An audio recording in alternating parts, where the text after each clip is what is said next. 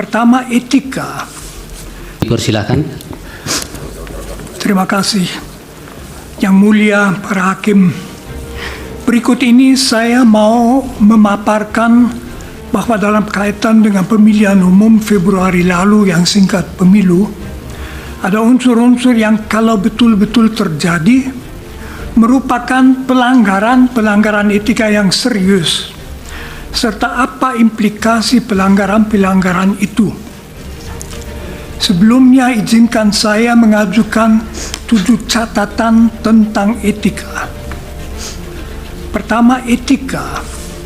Dengan etika dimaksud ajaran dan keyakinan tentang baik dan tidak baik sebagai kualitas manusia sebagai manusia. Etika membedakan manusia dari binatang. Binatang hanya mengikuti naluri-naluri alamiah, tetapi manusia sadar bahwa nalurinya hanya boleh diikuti apabila baik dan bukan tidak baik. Apakah seseorang itu baik atau buruk diukur dari apakah ia hidup secara etis atau tidak. 2. Hukum. Tuntutan-tuntutan paling dasar etika sejak ribuan tahun dituangkan manusia ke dalam ketentuan hukum. Misalnya larangan untuk menyiksa orang lain. Jadi tidak memperhatikan hukum yang berlaku dengan sendirinya merupakan pelanggaran etika. Saya tidak masuk masalah konsensus objekto. 3. Etika dan hukum. Agar manusia dinilai baik secara etis, tak cukup ia tidak melanggar hukum. Etika menuntut lebih, yaitu agar manusia selalu juga apabila tidak ada ketentuan hukum harus berbaik hati, jujur, caring, bersedia memaafkan, adil, bertanggung jawab, dan seterusnya. 4. Etika dan penguasa. Apalagi itu berlaku bagi seorang penguasa, misalnya seorang presiden. Tak cukup asal ia tidak melanggar hukum. Dari seorang presiden dituntut lebih. Presiden begitu berkuasa, ia bisa memberi perintah menentukan keselamatan dan kegagalan hidup dan mati seseorang. Agar kita mempercayakan diri ke tangan orang yang begitu berkuasa, agar kita merasa aman dengan dia, seorang presiden harus membuktikan diri sebagai orang yang baik, berwawasan kebangsaan, bijaksana, jujur, adil. Dari seorang penguasa tertinggi harus dituntut standar etika yang tinggi. 5. Etika dan presiden. Presiden adalah penguasa atas seluruh masyarakat. Oleh karena itu ada hal yang khusus yang dituntut daripadanya dari sudut etika. Pertama, ia harus menunjukkan kesadaran bahwa yang menjadi tanggung jawabnya adalah keselamatan seluruh bangsa. Segala kesan bahwa ia misalnya memakai kekuasaannya demi keuntungannya sendiri atau demi keuntungan keluarganya adalah fatal. Maka seorang presiden harus menjadi milik semua, bukan hanya misalnya milik mereka yang memilihnya.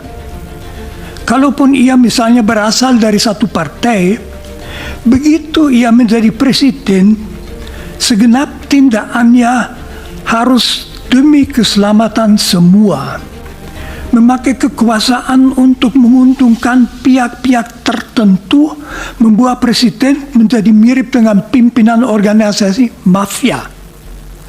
Di sini dapat diingatkan bahwa wawasan etis Presiden Indonesia dirumuskan dengan bagus dalam pembukaan Undang-Undang Dasar 1945. 6. Etika dan pemilu.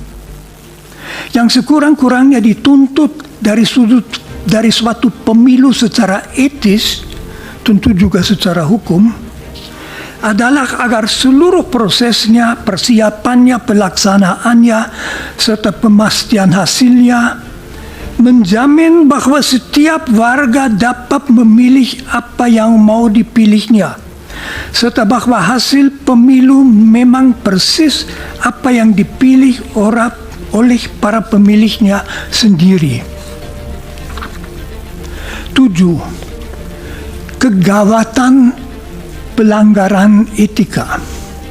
Filosof Immanuel Kant memperlihatkan bahwa masyarakat akan menaati pemerintah dengan senang apabila pemerintah bertindak atas dasar hukum yang berlaku dan hukum yang berlaku adalah adil dan bijaksana. Apabila penguasa bertindak tidak atas dasar hukum dan tidak demi kepentingan seluruh masyarakat, melainkan memakai kuasanya untuk menguntungkan kelompok, kawan, keluarganya sendiri, motivasi masyarakat untuk menaati hukum akan hilang. Akibatnya hidup dalam masyarakat tidak lagi aman. Negara hukum akan merosot menjadi negara kekuasaan dan mirip dengan wilayah kekuasaan sebuah mafia.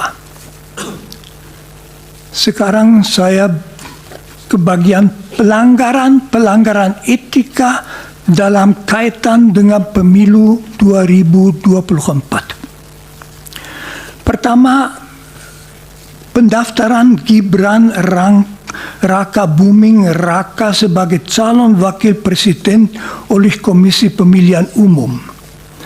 Pendaftaran saudara Gibran sebagai cawapres oleh Dewan Kehormatan Penyelenggaraan Pemilu dinilai pelanggaran etika berat karena pendaftaran itu dilakukan meskipun Majelis Kehormatan Mahkamah Konstitusi menetapkan keputusan Mahkamah Konstitusi yang memungkinkannya sebagai pelanggaran etika yang berat.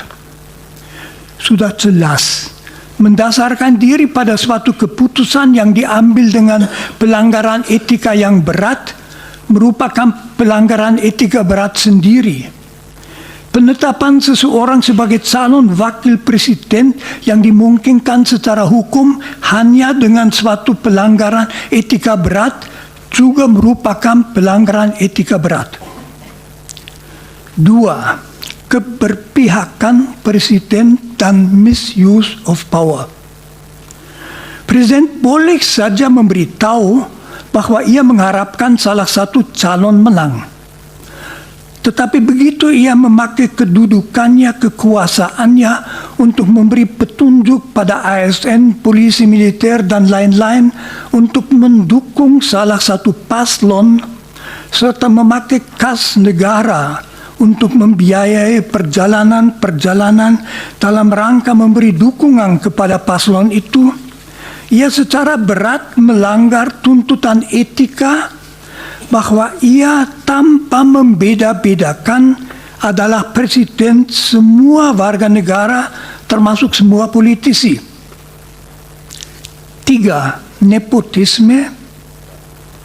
Kalau seorang presiden memakai kekuasaan yang diberikan kepadanya oleh bangsanya untuk menguntungkan keluarganya sendiri, itu amat memalukan. Karena membuktikan bahwa ia tidak mempunyai wawasan seorang presiden, hidupku 100% demi rakyatku, melainkan hanya memikirkan diri sendiri dan keluarganya. 4. Pembagian bantuan sosial. Bansos bukan milik presiden, melainkan milik bangsa Indonesia yang pembagiannya menjadi tanggung jawab kementerian yang bersangkutan dan ada aturan pembagiannya. Kalau presiden berdasarkan kekuasaannya begitu saja mengambil bansos untuk dibagi-bagi dalam rangka kampanye paslon yang mau dimenangkannya, maka itu mirip dengan seorang karyawan yang diam-diam mengambil uang tunai dari kas toko. Jadi itu pencurian, ya pelanggaran etika. Itu juga tanda bahwa ia sudah kehilangan wawasan etika dasarnya tentang jabatan sebagai presiden, yaitu bahwa kekuasaan yang ia miliki bukan untuk melayani diri sendiri, melainkan melayani seluruh masyarakat. 5. Dan terakhir, manipulasi-manipulasi dalam proses pemilu yang jelas. Kalau proses pemilu dimanipulasi itu merupakan pelanggaran etika berat karena merupakan pembongkaran hakikat demokrasi. Misalnya kalau waktu untuk memilih diubah atau perhitungan suara dilakukan dengan cara yang tidak semestinya.